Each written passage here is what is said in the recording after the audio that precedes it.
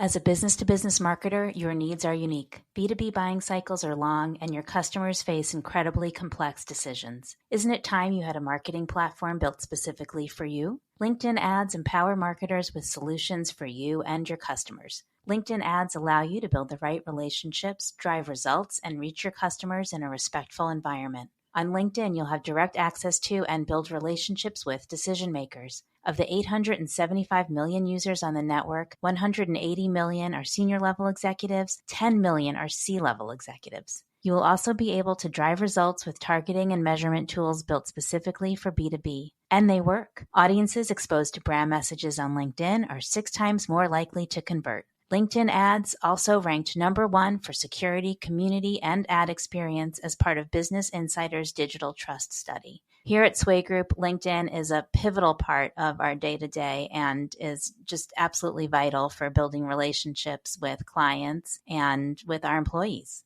Make B2B marketing everything it can be and get a $100 credit on your next campaign. Go to linkedin.com/MPN to claim your credit. That's linkedin.com/MPN. Terms and conditions apply. Hey, it's Jason with the Marketing Podcast Network. You have less than 1 month left to get special early bird pricing for the Creator Economy Expo 2023. This event, folks, is for content creators and entrepreneurs interested in building and growing their content-first businesses. Do not miss this show. Join over 500 bloggers, podcasters, authors, newsletter writers, speakers, consultants, and freelancers at the learning and networking event for content creators. Plan to attend May 1st through the 3rd in Cleveland, Ohio. Register now to secure early bird pricing before it disappears March 31st. Early bird pricing ends March 31st. As a special offer, you can get $100 off just for listening to MPN shows like this one. Go to cex.events to register. Use the coupon code MPN100. The address, the URL, cex.events. That's the whole thing. Type that into your browser. cex.events. The code you use, MPN100. The Creator Economy Expo, Cleveland, May 1st through the 3rd.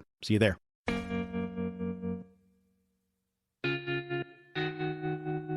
Welcome to The Art of Sway.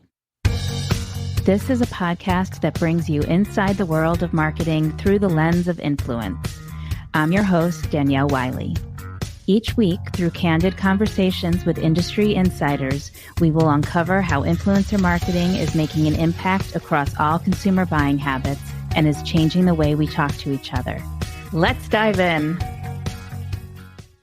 Ari Weinzweig is CEO and co-founding partner of Zingerman's community of businesses, which includes Zingerman's Delicatessen, Bakehouse, Creamery, Catering, Mail Order, Zing Train, Coffee Company, Roadhouse, Candy Manufactory, events at Cornman Farms, Miss Kim, and Zingerman's Food Tours. Zingerman's produces, sells, and serves all sorts of full-flavored traditional foods in its home of Ann Arbor, Michigan, to the tune of $68 million a year in annual sales. Ari was recognized as one of the who's who of food and beverage in America by the 2006 James Beard Foundation and has been awarded a Bon Appetit Lifetime Achievement Award, among many recognitions. Ari is the author of a number of articles and books. In 2017, Ari was named one of the world's top 10 CEOs by Inc. magazine. Ari's most recent work, The Story of Visioning at Zingerman's, 4 Visions, 40 Years, and a Positive Look Towards the Future, came out in the spring of 2022. I was super excited when Ari Weinzweig agreed to come be a guest on the podcast. I have known Ari for well over 20 years and was thrilled to get back in touch with him when my family moved back to Ann Arbor last summer. This is a fascinating and enlightening conversation about his journey from Russian history major to CEO of a $75 million company, and I hope you will be as enchanted as I was to hear his take on why leaders need more humility and dignity in their lives and business. Enjoy. Hi, I'm so glad you agreed to do this. I'm happy to do it. I was trying to think this morning, the first time I met you, because I worked at the Bakehouse. You meet with every single person. I guess there's a couple people now who do that, but you meet with everyone who works at Zingerman? No, it was me and Paul, and right now it's just me doing Welcome to ZCOB, the class. Yeah, I'm doing it tonight at 5 o'clock on Zoom if you want to come. Well, this was not Zoom. It was pre-Zoom, and we were... No, we never heard of Zoom. No. And thankfully, I'm making more than $6 an hour now. Yeah, me too. Yeah.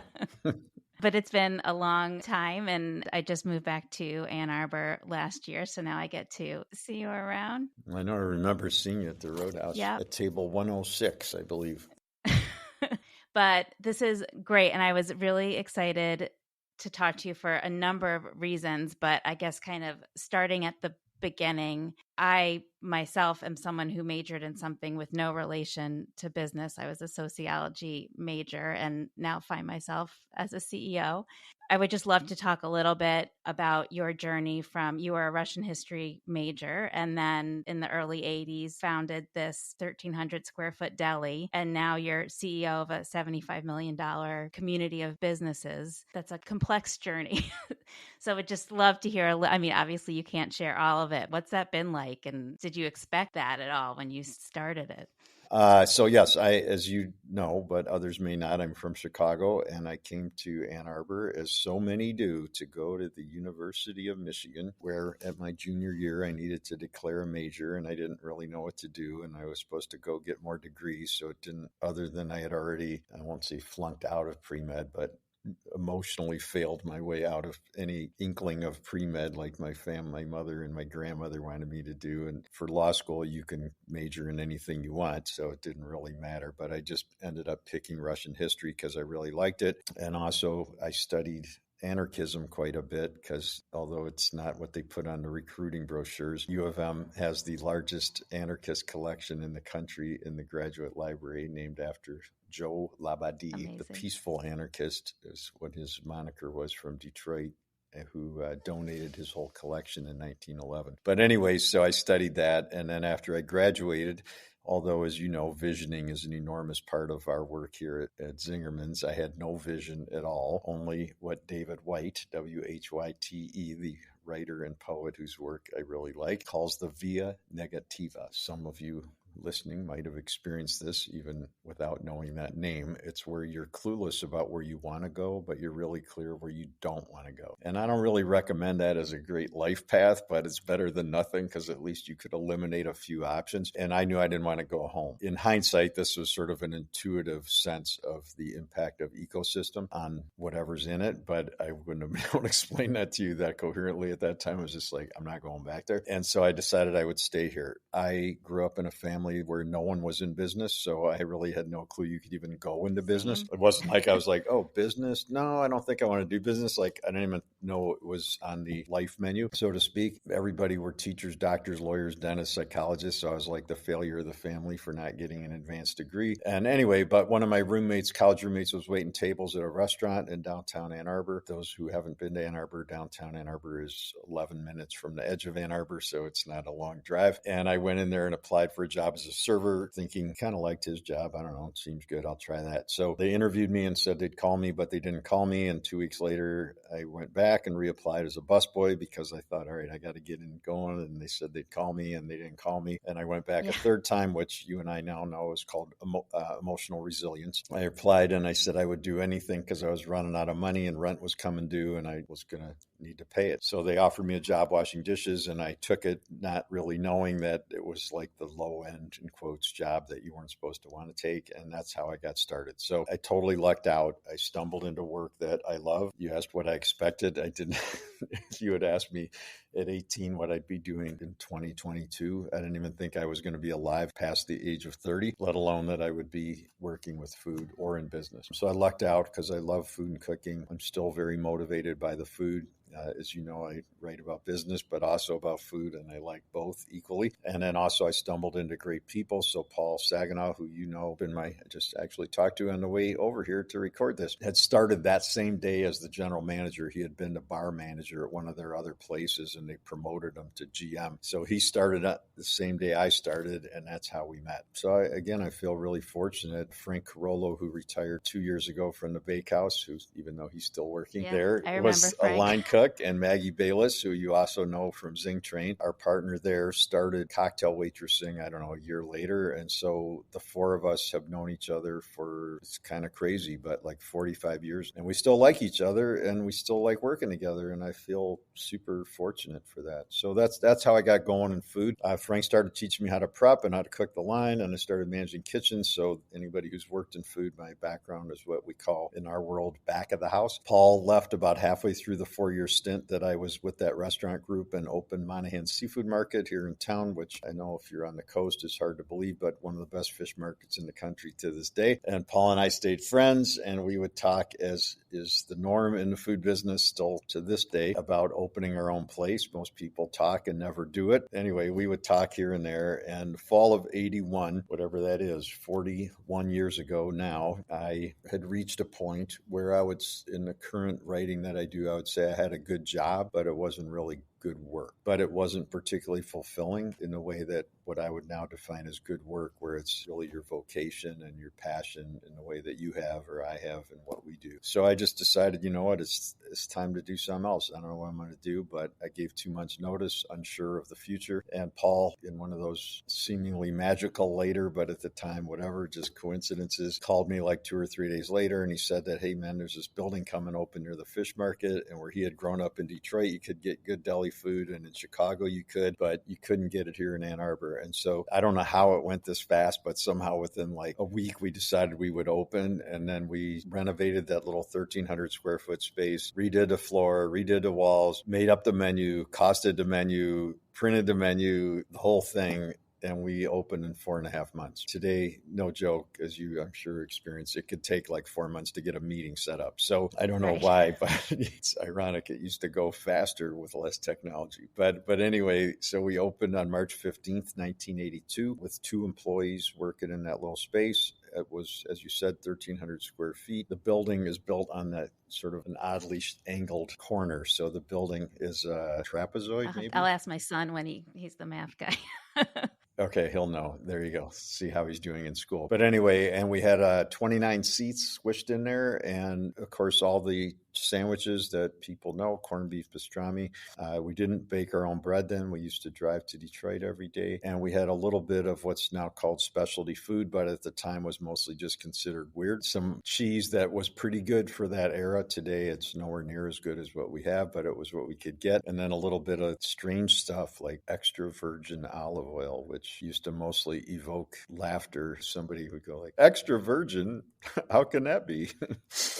The food world has come a long way. But anyway, that's how we got going. That's the start. I was listening to a podcast with you this morning, and it's 17 businesses? It depends how you count, because there's like there's the legal structure of them, but then the public, there's some that are really, from a public standpoint, it's really 2 different things. There's more than 5 and less than 20. Let's put it Got there. it. Okay. But how did we get there? So when we opened the deli, we did not write out a vision the way that we now would do as a matter of course. In part 1 of the business book series that I've done is one of the essays is called Natural Laws of Business. My belief that all healthy organizations, it says business, but it's true for nonprofits. And actually it turned out in part 3 on self-management, it's true for us as individuals too. But the first one on the list is that all healthy, thriving organizations, and I would suggest all healthy, thriving individuals, have a vision. Now, they may not, like I said, write it down the way that we would now do it, but in their head, they have one. It's a natural human process. I'm convinced that every 4-year-old knows how to do until we start to get socialized and pressured to conform and guess the right answer. And then we start feeling a lot of anxiety that we then go to therapy to uncover where we were in the first place. We knew from the get-go we wanted something special. This is what I've always been drawn to in the food world, is the multiple unit thing, but the place that was really unique to its setting, unique in what it did, et cetera. We knew we wanted, of course, great food, of course, great service. We've always been believers that we need the customer way more than the customer needs us, and that our job up every day from day one, and today still, is to go out and prove to the guest, whether it's you, Danielle, or whoever else is coming in, why they would want to come to us. Because even before the web, we knew there was like dozens of places they could go eat. They didn't need us to be there. We wanted a great place for people to work. That's been true from the beginning. We only had two, so it was different. That was always true. And from the get-go, in the spirit of what I said first about being special, we only wanted one. I'm not judging those who open multiple units. I just have never been to a restaurant's fifth one that's as energetic and interesting as the original. And I have always been drawn to, if it's music and art, the people who are doing something special. If it's in food, I like those places that I can call up 3 or 4 in my head right off the top of my mind, where there's one. And it's like, it's awesome. You know, is it the best restaurant in the world? I don't know. I'm not that competitive, but it's in a special place. The food is special. The experience is special. And you need to go there, often wait in line to get in. And for me, that was more important to create art in that sense, or an artistic venture as a way to make my living, than it was to make a more of a financial living, but not feel good about what we were doing. So that's still true now. The general wisdom when we opened is we were doomed to fail. Ann Arbor had about 10 or 12 delis closed in the previous decade. So the whole perception was we wouldn't last very long. Plus, of course, as you know, the food business is notorious. Like, I don't know what the number, 80, 85% close in the first 18 months. The neighborhood was considered a bad neighborhood. As you are painfully aware, there's still no parking to this day. And it was used to be, before everybody had a cell phone in their pocket, it was very confusing to find because of all the one-way streets. Even with the GPS, and having lived here for a long time, it's confusing. Even with the phone, it's still confusing. So 5, 6, 7 years later, of course, it turned out we were geniuses. I'm winking, which people won't be able to see, but they can hear it. You know, everybody was behind us from the beginning, and they all loved us from the day we opened. And did I envision all of what we have? Not at all. The original vision was just to have that one place. We expanded it twice. We're in the historic district, so it's a little bit challenging, but we managed to pull it off thanks to Paul's persistence, working with the planning commissions, et cetera. What we have now really came out of a conversation that Paul initiated in the summer of 1993, when he sat me down on the little bench out front of the deli about mid-morning, when by all rights and reasoning, I should have been inside getting the sandwich line ready for the lunch rush. And he looked at me and he goes, "Okay, in 10 years, what are we doing?" What? It's not a question you get every day. It's like, in 10 years, what are we doing? I'm like, I don't know what we're doing in 10 years. Like, it's so far away, you know? And he's like, well, I mean, we turned down offers from Chicago and New York or whatever. Is that nuts? And now people are opening on campus and they're copying us and they're eating into our market, and it's not as good, but it's costing us sales. And, you know, what do we do? And I'm like, I don't know, man, I got work to do. And he's like, no, this is our work. And in hindsight, in our current linguistic context, I would say he was asking me, what's your vision? He didn't say those words, and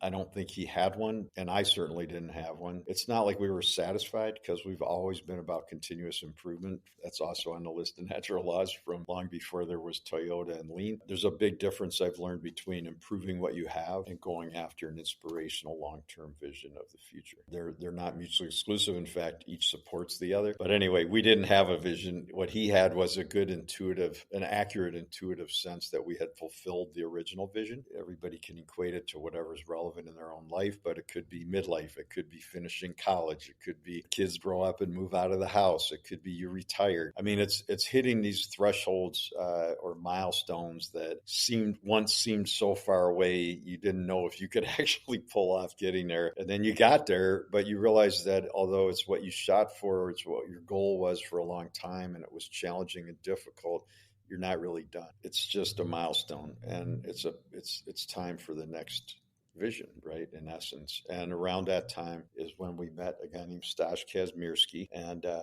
the story of this is told in more detail in the newest pamphlet I put out, conveniently called The Story of Visioning at Zingerman's. The pamphlet is really just sort of relating how we met Stash, and he taught us this process. He was a consultant partner at a firm called Dana Miller Tyson, which their offices were just up the block, and they were known, as is not uncommon in Ann Arbor, they were just a local group, but they were known all over the country for their very progressive organizational change methodologies, et cetera.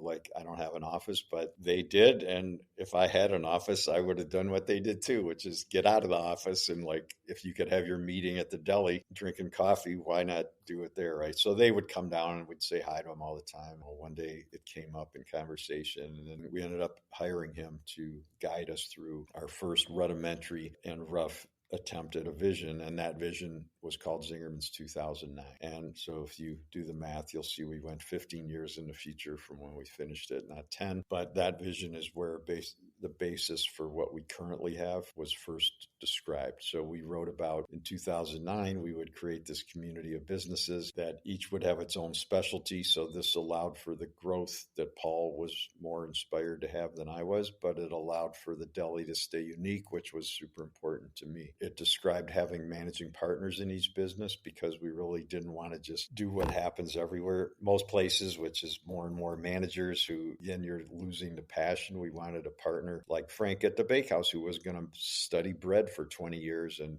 keep pushing the envelope to get better. And that we would do it all here locally. I have a very strong belief, probably more strongly held today than then even, but about doing business in the community where we live. I'm not judging what others should do. It's just, to me, it's a very different business when you start opening further afield, and that we would operate as one organization with these semi-autonomous parts. So not Paul and I invest in a lot of different startups. Each component of it, each element would be interacting regularly with each other, and that we would present ourselves as we do. I mean, everybody pretty much knows it's Zingerman's. If you work at the bakehouse or the mail order or the roadhouse or whatever, everybody knows they're part of this, what we call the ZCOB or the Zingerman's community of businesses. So that's really where what we have now came from. So one of the things that's really interesting to me, because I think so often people try to silo others. And I mean, I remember this back from when I was food writing and I started a blog, and everyone was like, you have to just talk about food. You can't talk about anything else. And I was like, well, it's kind of hard. Like, I'm a mom and I work a day job and I don't only eat. Like, there's other things that I do, and it doesn't feel true to me. But I think people are likely surprised when they, especially seeing Zing Train and Zingerman's Press and the books that you write, are mostly not about food. And it's appealing to me personally. Was that a leap for you, or just because of the interest that you have and the success that you were seeing, did that kind of step into influence outside of the food world kind of come naturally for you? Well, I don't know that anything comes naturally to me except hiding in the corner reading a book, but it's all learned behavior. But I started writing about food originally, like you did. Lord knows how many years ago that was, but that's how I got going. I never aspired to be a writer. I had been frustrated with the work that some of the people we had hired to do was going. In hindsight, they were probably doing fine. I just wasn't very clear about my expectations, and I couldn't have elucidated them to them if I had tried at that point. So one of them left, and then I was just, moved to wherever. And I was just like, okay, I'm just going to do it myself. And so I started to write our newsletter. And at that time, I was very stuck still in a lot of perfectionist bullshit. And so I would struggle over every sentence and get really frustrated and crumble up paper because it was still mostly by hand at that point. But I kept going, and I started to get nice comments from people, which was encouraging. And I just wrote about appreciation for the e-news. So I guess that was part of what powered me. After, I don't know how many years, people would start saying, you need to do a book. And so I was like, I don't even know anything about writing. I guess if I'm going to explore this, two things. Let's try it with a small project, not a big book. I decided to write a little pamphlet on olive oil. And then also I decided to start studying writing because I really didn't know anything. And I got in a writing group, a woman named Deborah Baer. And also I started reading books, and Deborah recommended one book which really changed my life, which is Brenda Ueland, Ueland's book, If You Want to Write. Blew my mind, and it helped me enormously. I mean, there were others too, but that one was by far the most influential. And so I just kept writing about food. And then over time, that started to shift when we opened Zing Train in 1994. So now we had a training business. And then in 96, we started doing training seminars. I was writing a column for a trade magazine, and it was about food, but I was running out of topics. I'd been doing it for 3 or 4 years. And I thought, well, why don't I just write about the business stuff that we're doing, because it's the same readership. I mean, everybody reading the specialty food magazine is also in business, so they're going to want to know about our steps to great service or whatever. So I started doing that, and then that evolved further. I wrote a book on food we did with a big publishing house, which was not my favorite experience ever. And then I decided to do the business books, but I thought, I was like, we're going to go back and do them our way, self-publish, and we do all the design and everything here. But that's really where it came from. And all of the stuff we teach at Zing Train, all of the stuff I write about, they're really universal human principles. Yeah. They're not tied to the food business. They're not tied to food. And a lot of what I have realized gives them power is that, you mentioned you're a mom and you do this, other things, like they're really about how to be in the world. And that's a huge shift from a lot of business training, which is really the opposite of how you want to be in the world. So you get trained to be competitive and aggressive, but then you're supposed to go home and be kind and gentle with your kid. In hindsight,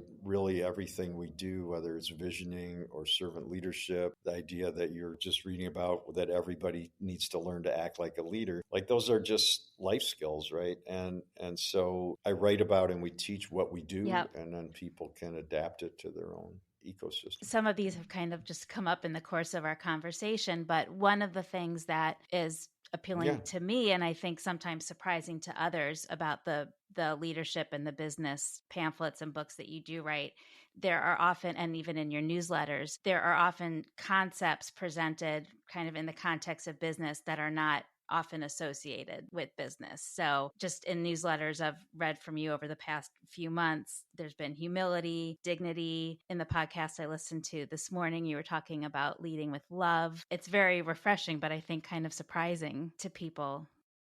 The industrial model was a lot about separation. So this whole idea that you could separate your life, in quotes, from your work, which is what you were talking about, pushing back against yourself with your food writing. Humility is a human trait, having written a pamphlet about it. And I just actually talked to my friend Chris Dennis, who I met at a conference that we both presented on about humility for the first time. It's an essential part of human life. I mean, I've come to believe that humbleness or humility is our natural state. It's not about feeling bad about yourself. It's just feeling grounded within yourself and having confidence, but not overconfidence. It's playing out everywhere. I mean, so I will suggest that if one looks around the world right now or looks at business in general, certainly politics, certainly more humility would address most of the problems that we have, whether it's climate change, because the lack of our humility as a species is leading us to treat the planet in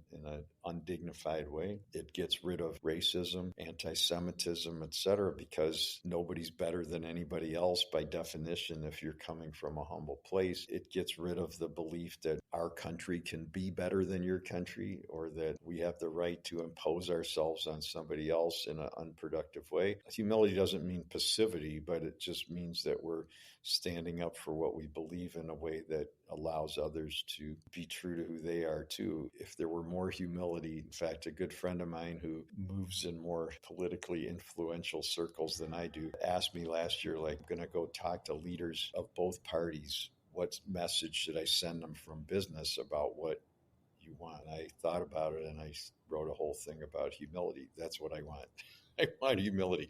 I don't care what I care, but I don't really care what the tax code is. I could advocate for any number of policies or whatever. But in the end of the day, if we were all to come from a place of humbleness, we would figure it out together in a way that honored diversity of background, diversity of perspective, honored that we're all interrelated, honored that we all need each other to do well, that honors that our part of our work is to help those who have less than we do, just because why would you not? It just makes sense.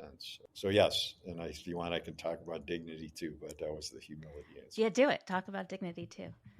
Well, dignity is something that I started thinking about during the course of the pandemic. Political tensions were running super high, and there was a lot of talk in the news about we need to have more civility, to reteach civility. And I just thought, civility's better than malice, but it's really not that great. Like, it's sort of like a ceasefire versus active peace. So a ceasefire is better than war, but it's not love and connection. And dignity, I started to think about, which I hadn't really given much thought either to humility or dignity.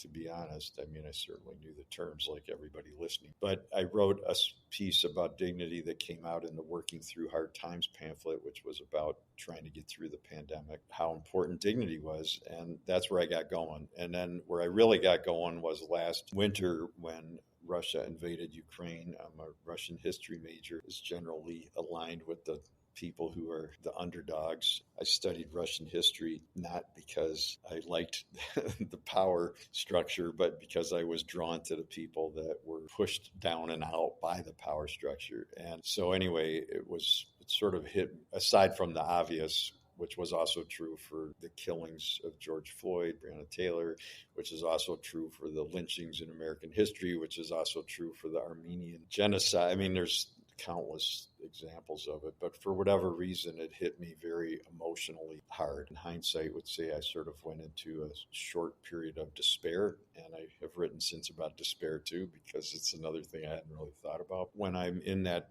difficult state, I try to start learning because learning helps me pull myself out. And so I started doing more homework on Ukrainian history. Like I knew a fair bit. It didn't take me long to realize what was common knowledge. If for anybody who was paying attention, I just wasn't, which is that in 2014, I knew that the Ukrainian people had pushed out the Russian-led government. And I knew about that a little bit. But when I started to study more, of course, it was called the Revolution of Dignity. That's what they called it. And when I was trying to think, like, what do we do from southeastern Michigan? What am I going to do? And I realized, like, we could continue to try to make positive, healthy, caring, loving ecosystems, because the reality is you don't get a ruler like Vladimir Putin in a country that's made up of companies like Zingerman's. And not like we're perfect. It's just not the case. And conversely, there's no companies like Zingerman's in Russia because you can't work in that way without bumping up against the power structure. So I realized what we can do here is we can make our own revolutions of dignity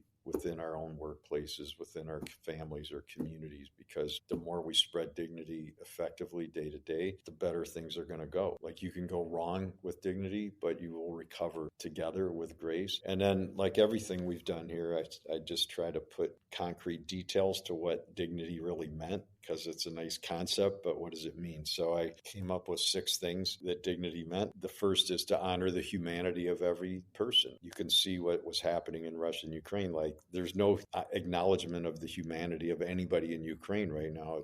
They're irrelevant to Putin's mindset, and everybody's different. This fits with my anarchism, which is another subject. The second thing is to make sure people have a meaningful say in what's going on. So it doesn't mean everybody has to be in charge, but there's places for people to participate in the running of the organization, even if they're not in charge. Third one, to start with positive beliefs. So just to believe that no matter how frustrated I get with anybody, that things are going to go well. The fourth one is to commit to the greatness of everybody that we're working with. Even if somebody starts as a dishwasher and they're having a hard time, that we can find a way to help them get to greatness. Actually, it's the 6th one. I'm out of order, but the 6th one is to work for some level of meaningful equity. There's no easy way to attain that. It is a difficult thing to get to. There's no perfect level of equity, I've come to believe, but I, at least if we're consciously, collaboratively working on it, it goes a long way. The one I skipped over is to be authentic in all our interactions. That means authentic, but not acting out. Yelling at somebody because you feel angry is authentic, but it's not helpful. So those 6 things, it resonates with me and with other people. I've kind of come to believe that a lot of the diversity work, and I'm certainly not the expert and we have a long way to go to get better at it here, that's so important. It's really, if we do these 6 things and we practice dignity, it is making diversity a reality, because as we recorrect systemic problems to get more equity, if we treat everybody and honor their humanity and commit to helping them get to greatness regardless of who they are or where they're at, it's a way to actualize a concept that we all believe, or everybody listening probably believes in, but that's hard to do. Right. So that's my frame. It's imperfect, but I've been working with it. That's pretty good for being imperfect. So thank you. I'm trying to think of a smooth transition to this, and I'm kind of falling short. But we end every episode by asking the guest what TV commercial from their childhood has kind of stuck with them to this day. Because I think for me, at least, TV was where I was most influenced as a kid and was such a part of my life. Well, TV shows from my childhood. I grew up in Chicago where WGN was the local station. Bozo Circus was there, and Garfield Goose, which I don't know if it actually went like now on TV, on YouTube. I remember Bozo. I don't remember Garfield Goose. Yeah, well, you can look it up and you'll see it with your kid. There was a cartoon called Tom Terrific, and we didn't get to watch a lot of TV in our house. We were tightly regulated, let's say. But Saturday morning, we could watch cartoons, my sister and I. All of those entertaining cartoons. Yeah. So all of those.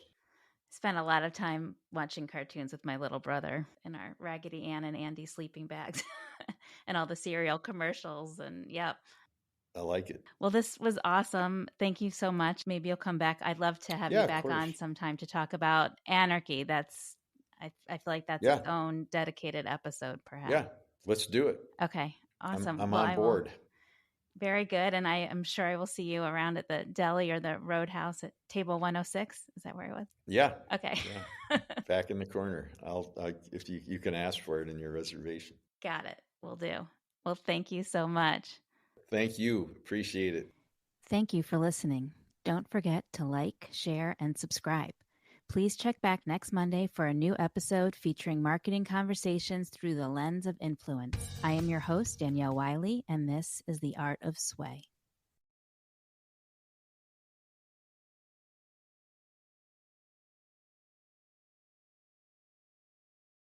You may know you're listening to this show along the Marketing Podcast Network, but did you know there are other great shows on MPN to help your business? Neville Hobson and Shell Holtz are the legendary hosts of FIR4, Immediate Release, a great podcast. Shell, tell us what these fine folks will get when they listen. Well, Jason Neville and I have been producing FIR since January of 2005. It's the very first PR communications podcast ever. We analyze current news and trends from a communication perspective with a short episode or two each week and a longer, more in-depth show every month. Awesome. Where can people subscribe?